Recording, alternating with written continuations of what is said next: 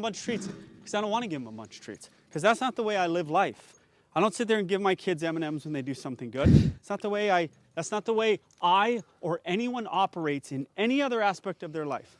Oh, but you give your employees a paycheck. People give their employees a paycheck. Yeah, every 2 weeks. We don't sit there and reinforce every single tiny behavior any organism ever does. Why do we do that with dogs? All right, so strong start. Obviously, as you can tell based on that, this likely is going to involve very little reward, which I'm with the dude on that. I don't use a lot of rewards when it comes to my leash walking training, right? Mm-hmm. So I think the walk is one of those interesting places where I don't necessarily want my dog hyper fixated on me. I just want them mindful of my space and being respectful of the leash, right? So yeah. I don't use a ton of rewards for it. Generally speaking, I teach the dog a perimeter, I teach the dog a boundary, and then I want them to exist within that boundary so that they can take in the things going on around them. Mm-hmm. I like that whale training shot too, by the way. Yeah, I believe, if I'm not mistaken, and I don't know that much about Beckman, but I believe he was a marine animal trainer for a while. So I think he may have worked with whales and maybe dolphins and stuff like that, and has a background in those types of things. Here 10 minutes ago. He's 8 months old. He pulled me down this driveway almost as hard as I've ever been pulled. Okay? Like he took me like 5 feet probably till I got my bearings. He is a puller. You guys are always asking for the craziest pullers. I sometimes show you a dog, he's being good.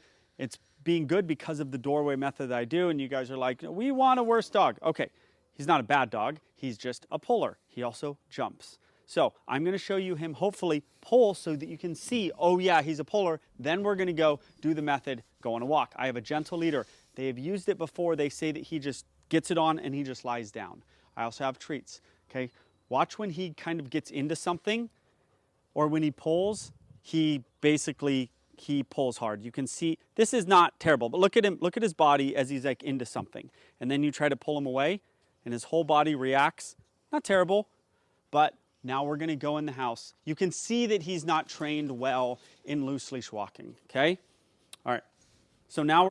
Looks like an average dog, right? Yeah. I'm sure this dog pulls quite a bit, but it looks like a pretty average dog here to me so far, right? Which is fine. This is the kind of dog that a lot of people are going to own, that are going to go to videos like this to look for help for. So this is probably actually a great representation of a dog we would utilize in order to teach a video like this. True. Come in here, and we're going to do the process. I'll get it, Carly. We're going to do the process. You know the doorway process. We're going to set the tone. I do have the gentle leader. He jumps, okay? So we're going to deal with that. I want you to see him do the behaviors so that you guys can see the behaviors getting fixed quickly and my method for fixing them. I'm not saying if I do my method for jumping. Now, again, this dog is already being pretty mindful of him. Like, this dog is not dragging all over the place or anything by any means. Now, let's talk about that for a minute, because obviously I believe him that when this dog got dropped off, this dog dragged him all over the place. Now, step number one in the non-spoken part of solving leash pulling and getting a dog to a place where they're just being a little bit more respectful of you is, ding, ding, ding, removing the reinforcement behind the behavior, right? So why do dogs start pulling in the first place? They start pulling because of something we refer to as an opposition reflex, which is we pull on them, and dogs innately want to try to fight a restraint or fight a barrier, which is why reactivity starts in the first place, which is why dogs start dragging you towards places, and we subconsciously will actually train the dog to do so. And how do we do that? If we're standing there and the dog pulls in that direction, we take a couple steps that way, right? If we're standing there and the dog pulls and wants to go sniff on that tree, we walk them over to that tree. And we teach them over the course of minutes, hours, days, months, years, that every time, if they really want to get to something, the owner is going to finally give in to them and allow them to get to that thing. Let me give you an example that I literally saw yesterday, right? So yesterday, I'm pulling up to the facility, and we have a new dog that's coming in for a one-on-one session. I think maybe they're 1 or 2 sessions into things at this point, right? So this is not, obviously the owner is not educated enough to really know how to work through these things fully yet, but I was watching as I was pulling up. She was spending some time getting the dog into a sit before she opened the door, right? All right, she's fighting with the dog. Dog got into the sit. Then she goes to start slowly opening the door, and then she's watching the dog, and then the dog gets up, and she kind of gets it back into a sit for a second, and then she opens the door the rest of the way, and the dog takes off through the door, and then she just walks in with the dog, right? So she spent the first half of, before she was going in the door, like, all right, we're going to get a good sit and wait right now. And then as soon as the dog said, no, I'm not doing it, she's like, all right, fine, we're not going to enforce this anymore. Right? Yeah. So we kind of half try. Like, obviously, people don't want their dogs to pull. They're like, all right, I'm going to stop you from pulling that thing for a second. No, you can't go over to that trash can over there. Okay, fine, you can go over to that trash can over there. Right? Yeah. So not being consistent about the boundaries, which, again, I just said this dog is being very mindful of Beckman in this video. A lot of that probably has to do with from the second he got that leash after the dog pulled for a minute, he started realizing this guy's different. He's not giving into those tiny little bits of pressure here and tiny little bits of pressure there. Yeah. And obviously, given the fact that this dog got dropped off, so he's probably a little bit overwhelmed being away from the owner again now, right?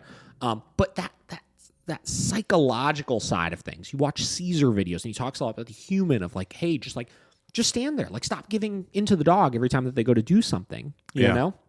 That side of things plays a massive role in this. And if you try to use a technique to stop pulling without being aware of that side of things, you're only going to get so far with things. Yeah. So let's keep watching. He's going to be gone forever. That's not the case, but you guys got to see this stuff. Okay, come to the door. You know the method. Sit. See if you know sit. Stay. Not getting treats. The treat is to go out the door. The reinforcement's going on a walk. Stay. Okay. Correction. Come back in. Leaves me again. Correction. Do I need to go to the door? No, he left me right here. This is what you guys don't do enough of. I say it all the time. You guys don't do enough of this. Ooh. Go to the door. He leaves. We're keeping it cool. Yeah, it's no cool. biggie, right? Right. Listen, okay, I'm pointing out positives today, right? Okay. I agree that obviously he is giving corrections for the dog not paying attention to him. Mm-hmm. Beautiful. Love it, right? Timing on the markers, timing of the commands. He released the dog with okay, and the dog went through the door, and then he corrected him once he released. A little bit sloppy.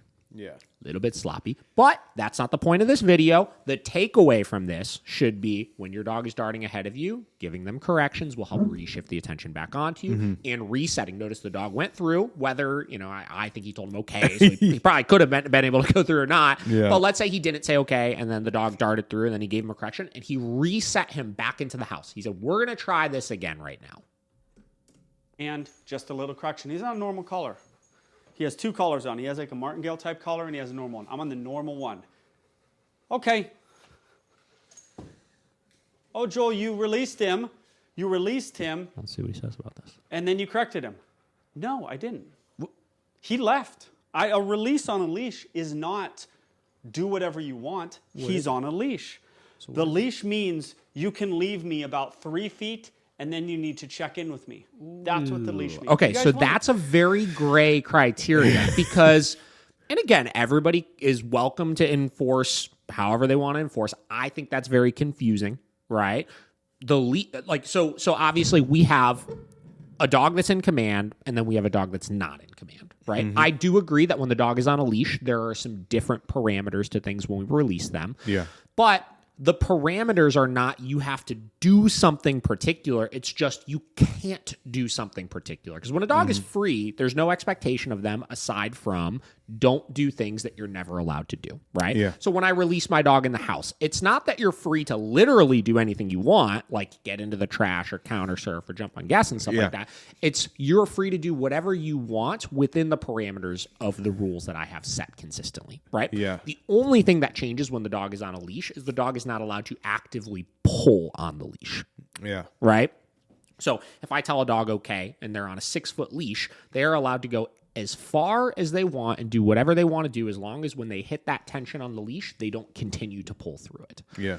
If they're on a long line, a 20-foot line, they're allowed to do anything they want within the 20-foot long line as long as they don't pull. The reason why I think this is confusing is because what if, like I just said, this dog was on a long line and you release them? If I tell them okay, right? Does that still mean the dog has to stay within 3 feet of you? So if the dog is attached to any length of leash, they have to stay within 3 feet of you when they're released. I would bet that contradicts things that he does on a long line sometimes, because I would bet you on a long line sometimes he'll give the dog freedom to go sniff around and practice off-leash training, again, which is why I think that's a little bit confusing of a criteria. Yeah. I also think it's kind of confusing to the dog because he says okay, and as soon as he does it, he kind of backs up a little bit to like shorten the leash. Yeah, which distance again, as he's well. he's testing the dog's attention, Yeah. which is normal. I probably wouldn't release the dog to do that, though. Well, I was going to say, it just seems unfair because then the dog thinks you're still there, but you're backing up. Because I'll do the same thing sometimes, like the using a threshold in order to teach attention, right? I think is a great way to do it because it's typically a place dogs get mindlessly aroused and want to charge through that threshold, right? So let's say I'm at the threshold, I open the door. Instead of releasing the dog, how I would do it is I would give the dog a come command, meaning you have to be mindful of my space still right now, right? So there is a criteria.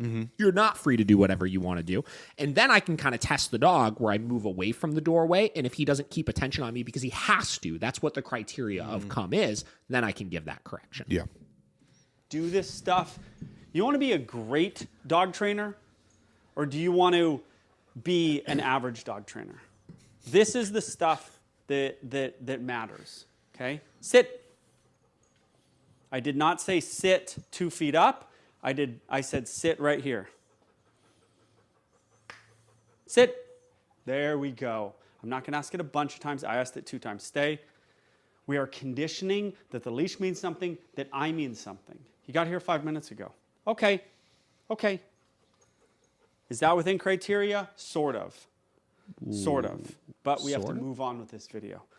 Okay.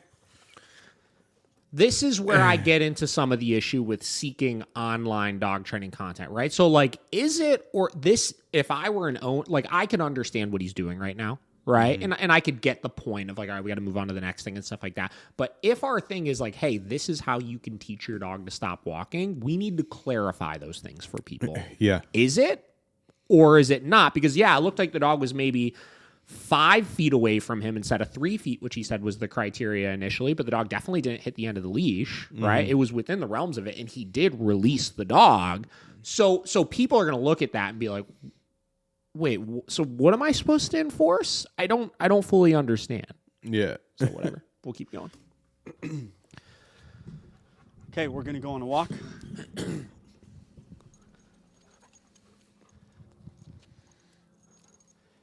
Now, this dog is 8 months. He is going to constantly wander. When you have a wanderer or a young dog, you don't want to just be giving corrections constantly. So I'm going to become a place of reinforcement. Luke. So this guy hopefully will be like, okay, I'm going to look at that guy occasionally for treats. Now, this can be the problem with treats, is they sit in front of you and beg for treats. We're going to take this slow. This is the first walk. Okay, we can let him smell a little bit. And good boy, Luke. That's one of the keys right there. I said, good boy, Luke. I took one step. He said, I'm leaving, and I stopped. That's what you guys got to do. It's not just about the dog leaves you and stop. It's these subtle little things. Is he within criteria? Yeah. Oh, what a good boy. How about and he looked away. I was going to give him a treat. Oh, and he looked away. So he looks at me for about 3 seconds, and then he looks away. I'm not getting him a treat once he looks away. So is the criteria that he has to look at you or just stay in your space? Yeah. Again, I don't even know. Inconsistent parameters here. Now, what is he doing that I agree with right now, right? So he is creating what I'm assuming, right? I don't want to put words in the guy's mouth, obviously, right? What I'm assuming is he is creating kind of an implied, when you're on a leash, you have to be in my space and mindful of me at all times, right? Which is fine. I got no problem with that, obviously. And he's using a balanced approach of correcting when the dog leaves that bubble and rewarding when the dog is within the bubble. The problem is in my opinion, the problem is he is withholding some of his rewards for different criteria. Because if the dog's criteria right now is you just have to be in my bubble, it doesn't matter if he's looking at you or not. right?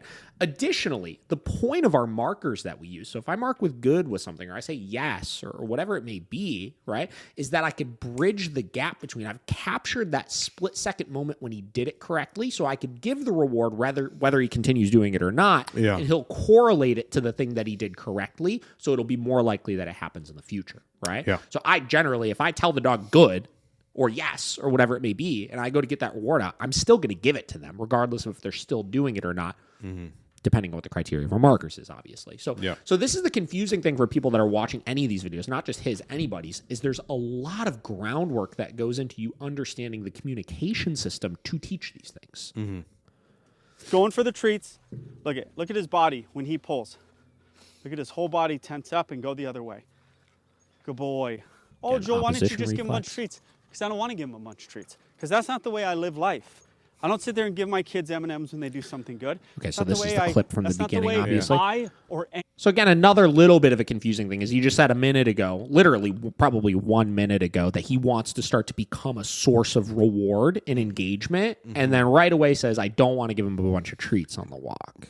Yeah. Right. So I don't fully understand that either. No. Right. If this is a dog that just got dropped off a couple minutes ago, generally speaking, early in the teaching process, especially if we have something the dog doesn't know how to do, generally speaking, we would want to pretty heavily reinforce that new thing that we're teaching. Yeah. Right. Again, I agreed with him at the beginning. Like on the walk, I generally don't use that many rewards in the process. So it just depends on how you want to, you know what I mean? It depends on how you want to train, but there's just a lot of flipping back and forth, it feels like.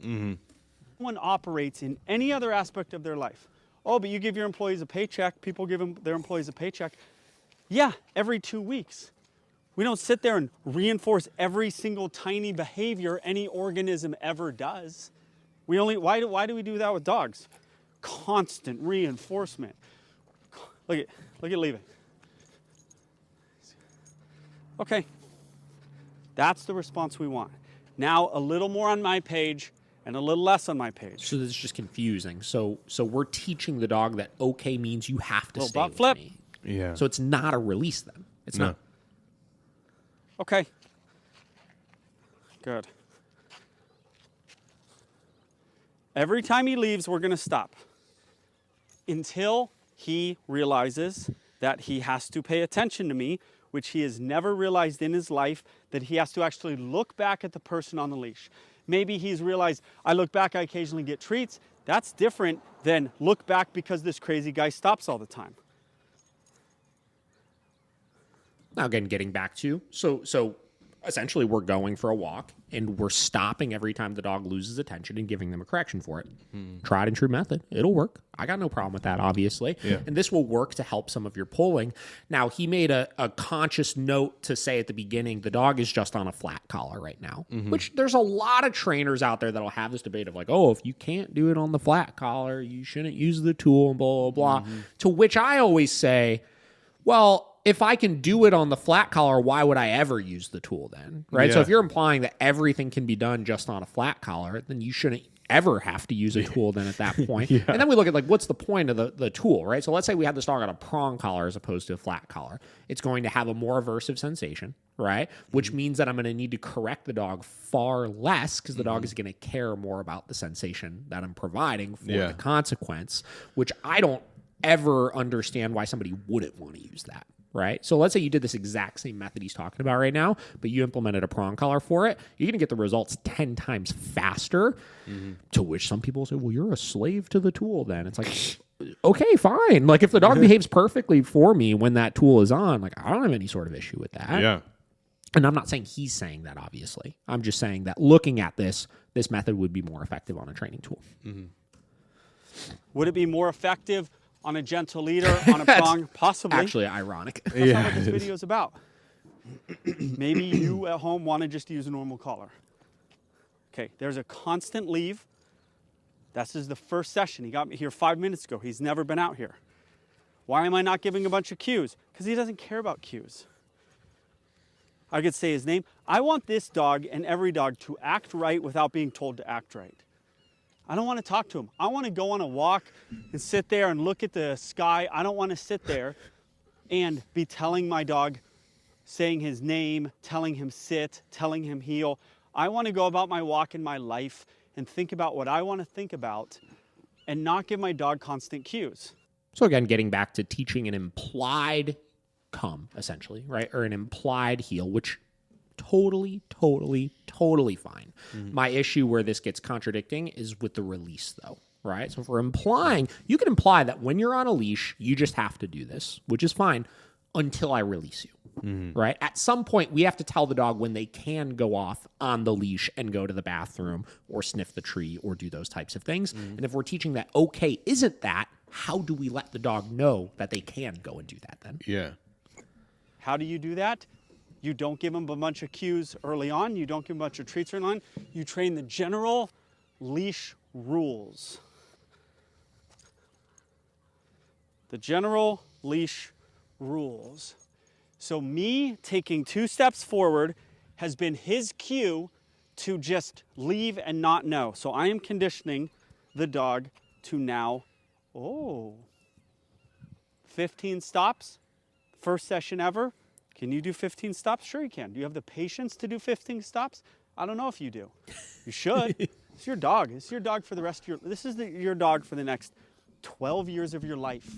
But you're not patient enough to do 15 stops until you get to this point. This dude's wild. With the dog who pulled me. Okay, where are you going with this? The dog that, there's your release. Okay, wait.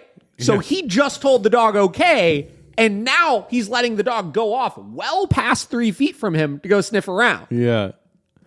Ooh. Hold on. Back it up. Let's back this up for a second. Thing stops. I don't know if you do. You That's should. hilarious. It's your dog. It's your dog for the rest of your dog for the next 12 years of your life. But you're not patient enough to do 15 stops until you get to this point. With a dog who pulled me, okay. With a dog that, there's your release to smell. Don't do a release to smell early on till you get your dog on your page. There's a dog that often rushes up to us right here, and we'll see if that happens. I don't know where he is. I'm really confused by that. Okay, Luke, come on. Now back on your left. And let's see. What did I say? 15 stops? Boy, look at him. He pulls. That's pretty good. He actually gave in a little bit. Now, as we go on the walk and I don't do a bunch of stops, he's going to start to just leave more and forget. We just got to remind him. Look. On his own. Okay. On his own. So now he's releasing and correcting again. Watch me. These are not hard corrections. These do not hurt the dog. They do get the dog's attention. 3 stops. Now we're here. Now I can start to relax. Mm-hmm. It doesn't have to hurt to be aversive. But they get the dog's attention because they're aversive. Barely. The dog doesn't like them. First session. Barely. Let's throw in some treats. Reinforce them back at you. Okay? Someone asked the other day, they're like, why didn't you mark the behavior? Did you just give treats for fun? So I'm not going to get into what that means, bridging or marking a behavior. I'm not going to get into the nuance of it. Basically, she was asking why I didn't say, give a clicker or click or say yes or something and then reinforce, because that's not what I'm doing here. I am just being a place of reinforcement so that the dog checks in with me and so that the dog only gets the reinforcement here. So I have a history of reinforcement here. I'm not into marking the behavior out there. That's not what I'm using the treats for. Okay. That's the first time I have done that and he actually paid attention. We are on our way to having a good walking dog without cues on a normal collar because of all those stops. Do you have the patience? Test or stop. Yeah. Dun, dun, dun. 15 stops. Leaving. All right, we've seen enough of this video. Yeah. Okay, so I'm going to break this one down for you guys. Listen, it's fine. It'll work if you do it. The things, and this was kind of my issue with the last videos we watched of him, is the stuff he was doing was cool, right? It was good, right? I actually generally agreed with a good majority of it. The things he was saying were very confusing, right? Yeah. Same with this one. So forget he was saying anything here. Basically, in a nutshell, what he is trying to do right now is he is trying to create just organic, natural, automatic attention while the dog is on a leash, right? So when you are walking, if your dog goes to dart ahead and loses focus of you, you're stopping and giving the dog a correction. I personally would do it on a prong collar as opposed to a flat collar, but over time, any tool, depending on how motivated the dog is by it, should work. Again, this is a relatively easy dog, it looks like. This does not strike me as a massive puller. Under the right circumstances, I'm sure it could be. But this is like your average Joe Schmo dog that kind of pulls you on the walk and is a little annoying to take for walks. Yeah. Right? So, automatically creating attention. You don't have to say anything. As you're walking, dog leaves your space, stop, leash correction. Stop, leash correction. Stop, leash correction. Additionally, when the dog is in the correct spot, he wants to become a source of reward, right? Meaning he's not marking, even though you could still do that by marking, right? We're not going to get into that right now, though. But regardless, we're teaching the dog, when you're on a leash, you start pulling, there's a correction. You don't pull and are next to me, there's a reward. It's honestly, I mean, like I tell everybody, like training, the whole point of training, our training program, stuff like that, we are creating the communication to tell the dog yes and no in a way that they understand. Yep. Right? How do we do that? We find something the dog doesn't like that we could use as no. We find something the dog likes that we could use as yes. From there, you could teach and shape anything that you want. Right? Yeah. So again, things he was saying, a little confusing. The method itself, it's pretty tried and true. I don't know if this is a unique method or anything. I think this is just a very normal, basic method people will use to train their dog.